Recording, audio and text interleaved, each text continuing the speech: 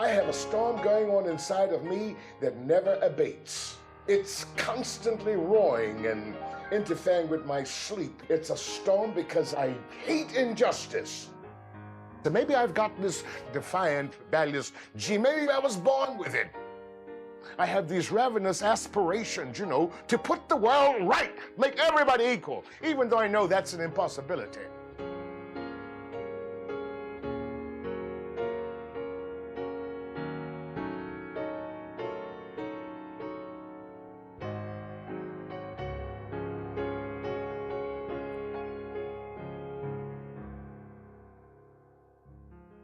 My father, John, was a very interesting man because coming from St. Kitts, having not been well educated himself, he surrounded himself with books. And he was a real Bible man, but a real political man nevertheless. He was just John Caesar Tweed. He inspired me. He understood who he was. And until the day he died, he opposed social segregation and racial discrimination. It was a very congested neighborhood. Everyone was my mother, every elder woman was my auntie, and anyone older than that became my grandmother or my granny. That was true of all of us. I mean all of us. Black and white, in fact. There were little white children just across the road there that called my mother, Mother. They didn't say Mrs. Tweed. They said Mother or Aunt Helen, Winifred's mother. I would refer to her as Aunt Winnie. It was a two-way sort of idea. You recognize in a sense, I suspect we didn't realize it then, but in a sense, it was recognizing our humanity. I met Kingsley Tweed some 50 years ago because of my connection with the Bermuda Recorder newspaper and with the Bermuda Industrial Union. Kingsley was one of the young fellows who we had taken note of for many years, going back to 1952, when he organized a group of workers in a protest movement against employers at the U.S. Naval Base.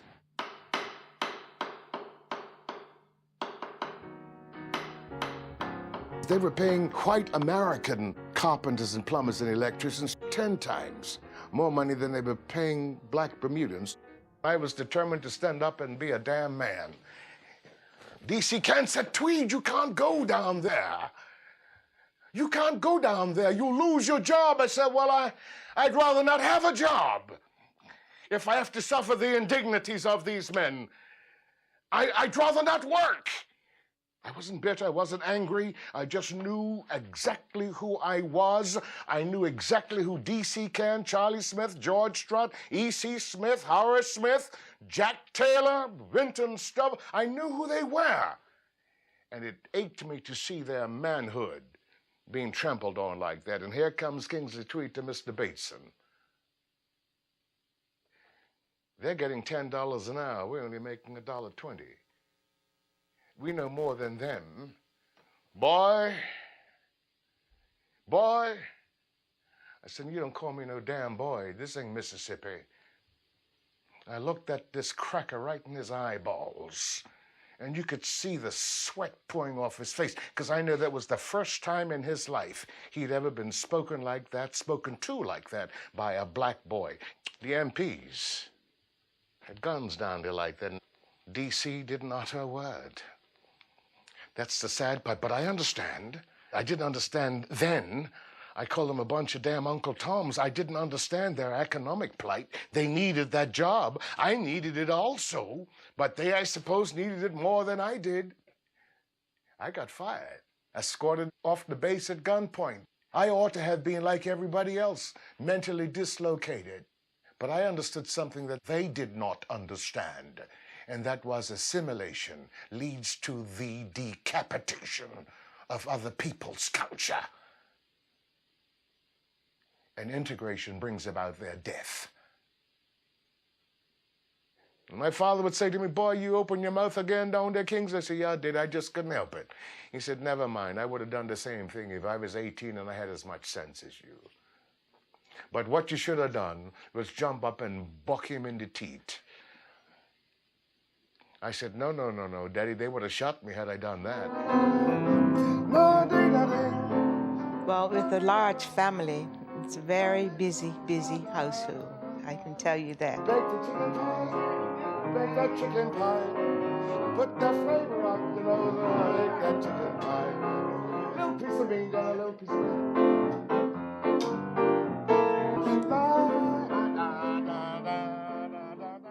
Religion was one of the most important things. We had to go to Sunday school, we had to go to church, we had to be in the church choirs. If you ever needed somebody before,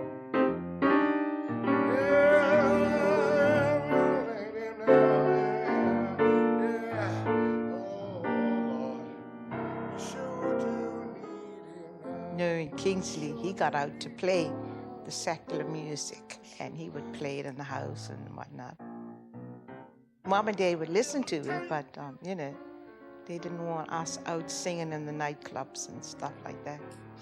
But somehow he managed to do it.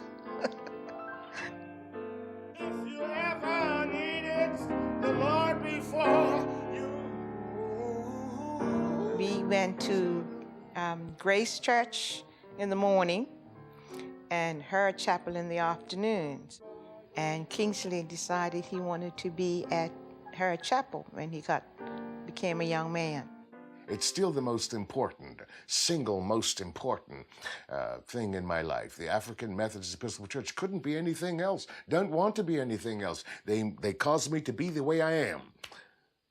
Reverend DeShields getting up, preaching all that, what people considered to be violent sermons, racial segregationist attitudes, praying for the breaking down of this citadel of racialism, which is a threat to some people in Bermuda. Reverend Johnson getting up with his barrel of a voice and a heart like a volcano, you know, lungs like earthquakes, thundering out across Glebe Road. Once we all went to church, he was preaching, and my daddy said, good, good, good sermon. The boy could preach some stuff, but he too long. Him now.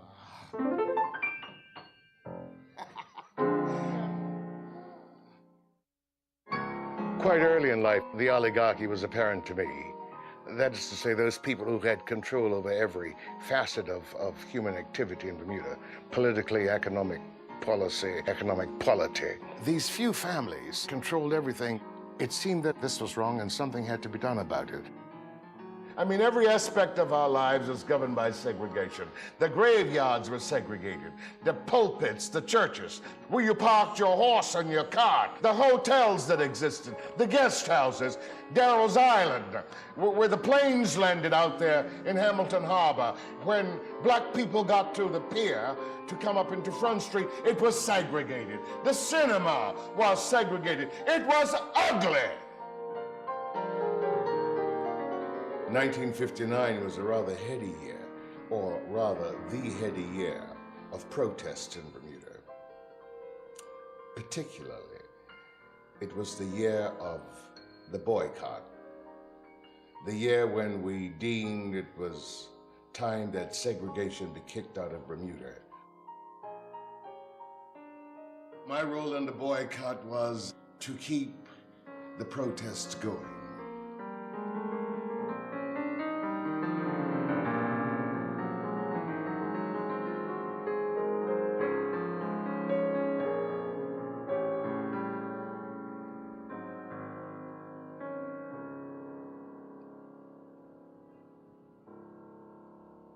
Oh, the boycott accomplished many, many things.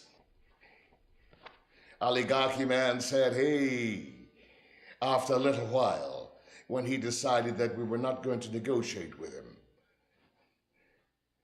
We didn't negotiate with you when you brought in your policies or policy of racial discrimination, when your policy of dehumanization, your policy that determined that I should not be educated.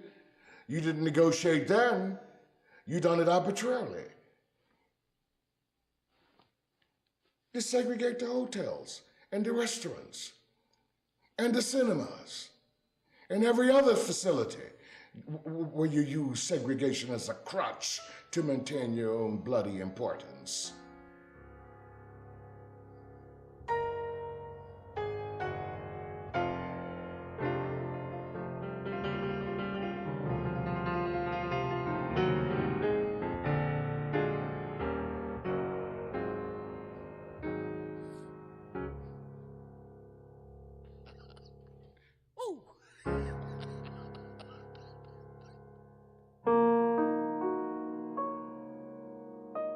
When the word came to Bermuda that they wanted a young lad to train in trade unionism in London, I was selected. But when I got to London, I discovered that the TUC were looking for a special kind of a black individual.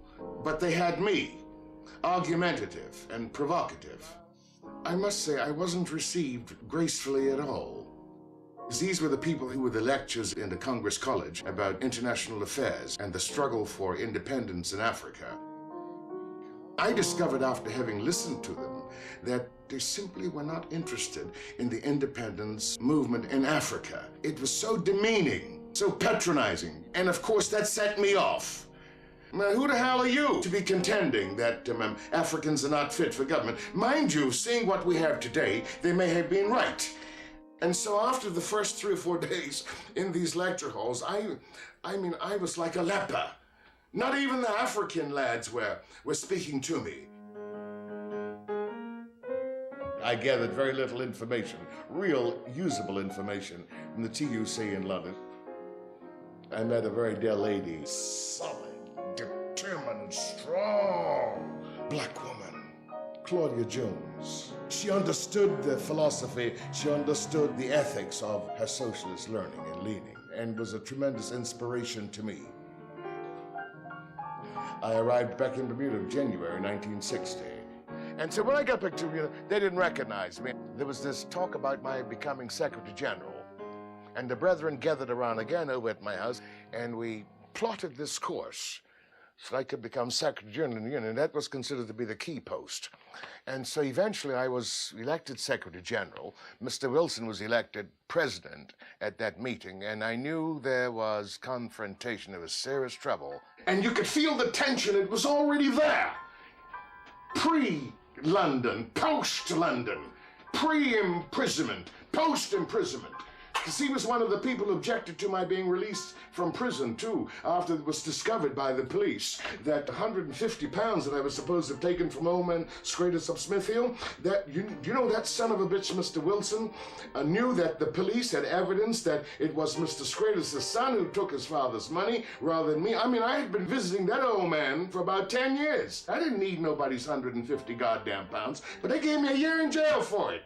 And that year in jail cost me a lot of my way of thinking and way of life. It altered my whole personality in a sense.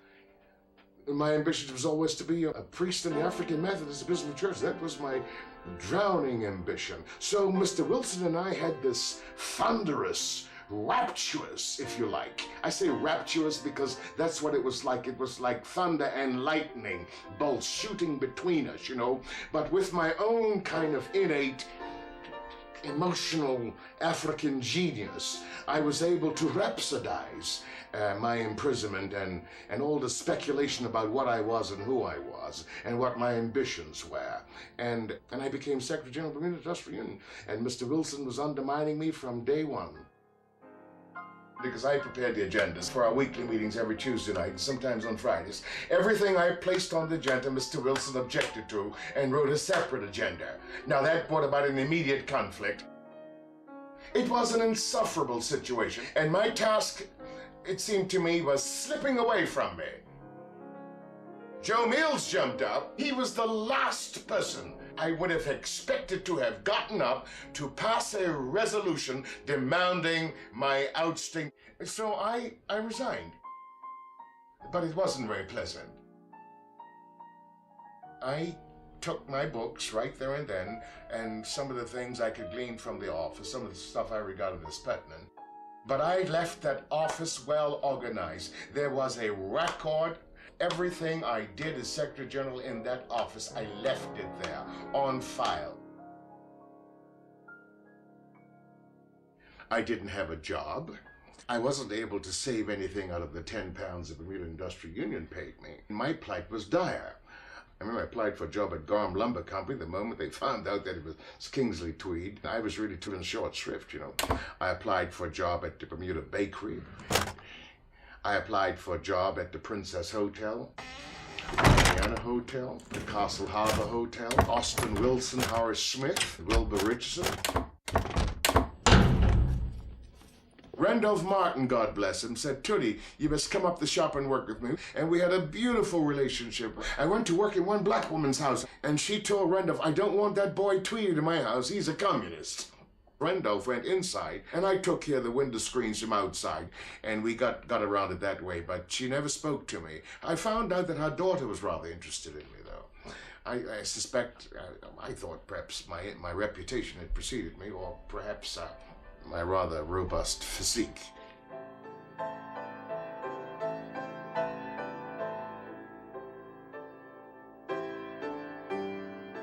Our work sort of dried up.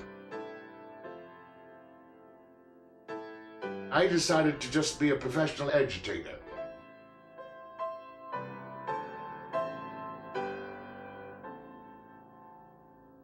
And so I started holding meetings. I had more meetings than people know about.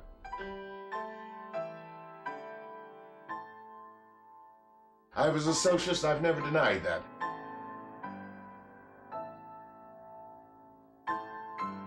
But then the victimization started on me. The government knew via the telephone company every telephone call I had with everyone in Bermuda of every kind, of every nature. I know for a fact that my mother had threatening telephone calls.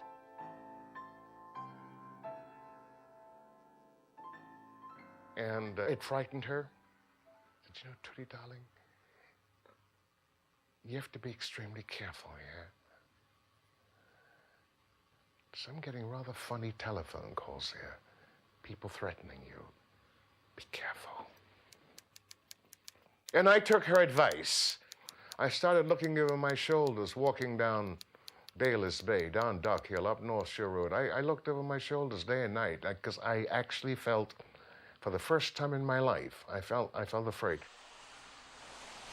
I opened the door. I see this policeman standing there. And I say, "Yeah, what can I do for you?" And he said, "Look, there's some serious stuff going on.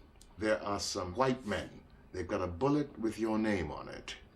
You take an airplane and leave this island this weekend. Just go. Take a plane going anywhere. Because if you stay in this country, you'll be a dead man come Monday morning. A dead man come Monday morning." I remember distinctly, he called from Hamilton asking if I knew where his passport was. I asked why would he need it. He said he couldn't explain then, but he would tell me when he got home. And he was there like in a half an hour and came in and he looked kind of strange and, you know, I'm curious, what's happening? You know, I just felt within myself something wasn't right. It was something I didn't really want to hear. They wanted my black ass in jail and they wanted it dead. Period. Karen was only 6 months. We had only gotten married just about a year. And I'm carrying Kathy now, 3 months pregnant with her. And he's talking about leaving.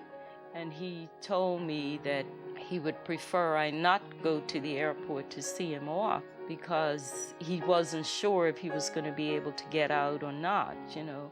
And he figured it would be embarrassing for me if they stopped them at the airport. Leaving Marlene and my mother and father and my daughter, who's now a grown woman, of course, was the most difficult thing I've ever had to do. And it was always my intention, you know, to bring them along, you know, but hell, I mean, I left Bermuda one step ahead of the police. It was just too overwhelming to see him leave that way. As a matter of fact, Speedy Ming was there. And Sergeant Allen, you know, Willie Allen, Doc Allen's brother, Mort Allen's brother, Tackbone's brother, Willie, Sergeant, married to Connie. I kind of sat by the phone thinking maybe somebody would call and say they had him in prison or wherever, you know, just not knowing exactly whether he was going to be able to leave the island. And he said, "Tootie, "You in trouble?" I said, "Yeah." I said, "Yeah." He said, "Well, put this on." Now, he used to wear a little round hat on his head, a tam, I suppose we call it, like a Scotsman's hat. And he said, "Put this on." It was like a disguise, I suppose. And Speedy Ming had a similar concoction because he knew I was in trouble. But I didn't hear anything after several hours, so I figured, well, he made the flight and he was on his way. It is well, it is well with my soul.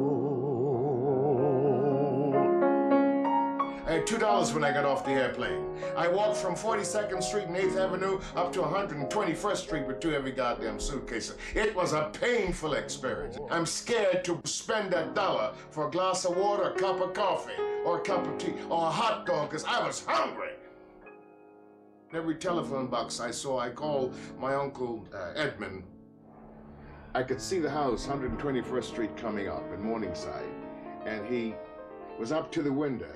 And he came down on the pavement and I almost collapsed in his arms. The following day, we went down to the Social Security office and the man filled out the sheet. He said, "Well, you don't need to say this is a black guy. You don't need to say that." And the guy was very astute. I mean, a real African nationalist. I mean, fortunate for me. "You did all that non-Bermuda?" I said, "Hell, you can have 2 Social Security cards." I joined the AME Church immediately, St. Matthew's up in the Bronx. And that kept me busy because it was rotten, and we renovated that completely. And then I joined a group called the Lumumba Society that had a demonstration that went down and threw bricks at the United Nations. And I thought, well, I ought not be involved in this kind of protest because they would arrest me and deport my black self back down to Bermuda. I wish I could use you for a minute. Is that possible? You don't want to be in this shot. I got this job making beds, cots for babies and so on like that. I just sent Marlene the second or first paycheck I got. I remember hearing from him 2 or 3 times by phone, but during those years it was so expensive to even make a long-distance phone call. So I accepted that. It was this core of African nationalists in Harlem. And so I aligned myself with them and I spoke with the Stepladder Brigade. I was preaching every night on 125th Street and 7th Avenue, every night, man, you know.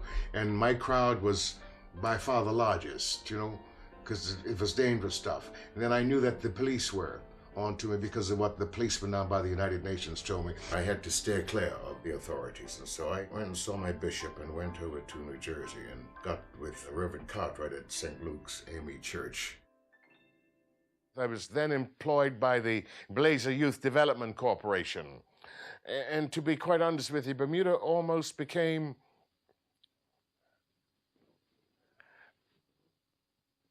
not absent from my mind. That would be untrue.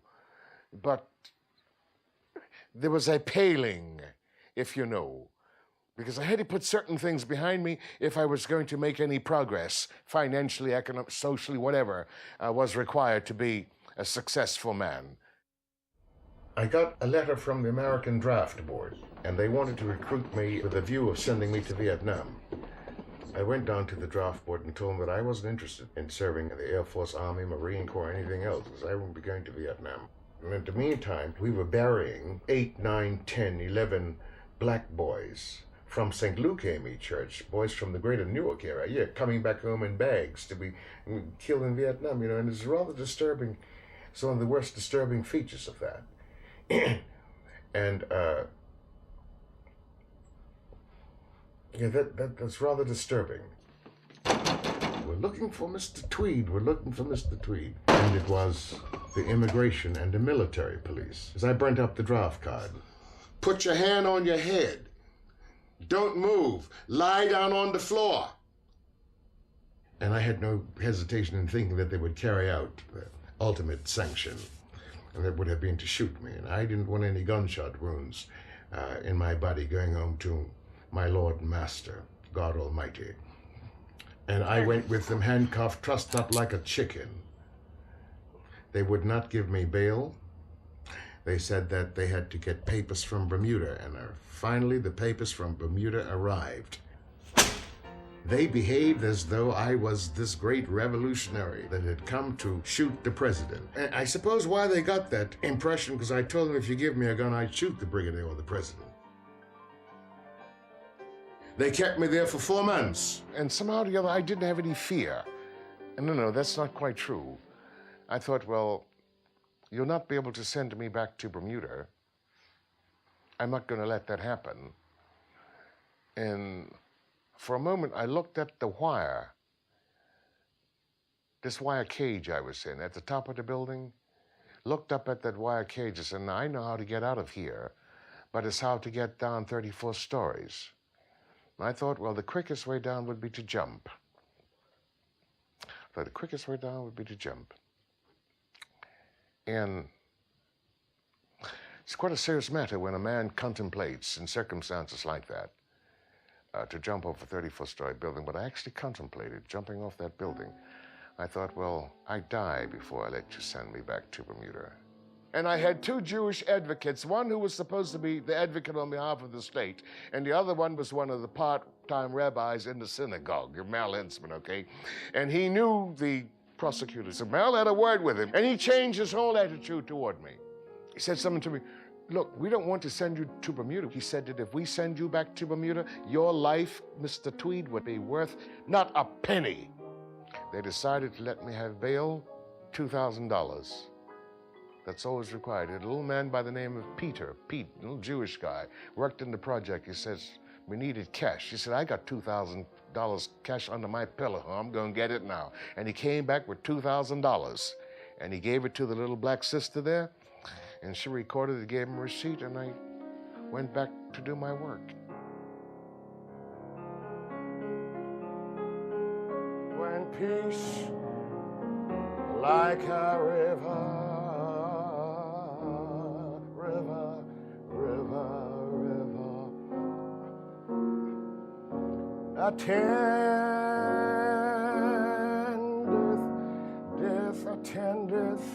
attendeth my way. Look, let me tell you something, brah. One of the most inspiring times of my life is sitting down with Paul Robeson on a bench in front of the boundary of Columbia University, and I spoke to that man for about a year. Even when I moved from 120th to the street, I still went back and spoke to him every morning, and it was an incredible period for me, because he told me some things about black people and some struggles he had been in, and I thought, well, hell, I ain't done nothing. And then I met J. Rogers, you know, the man who wrote Man, Sex, and Race and Nature Knows No Color. I talked with him, you know. I spoke with him, touched him. He's an amazing man.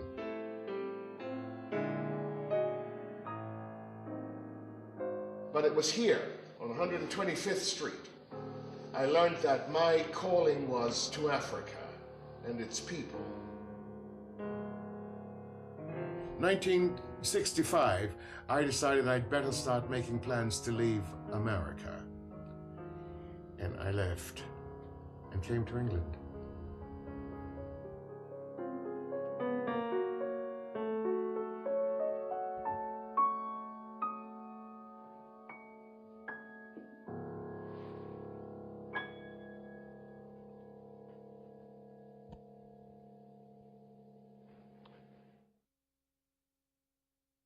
I came straight to London and found out that they only gave me 2 or 3 months to stay in London, so I went straight down to Zimbabwe. I arrived in Zimbabwe in 1965, and immediately I got dragged into, if you like, it seemed almost eternal struggle that was going on. I traveled out there when it was Southern Rhodesia, a dangerous time in the midst of a war.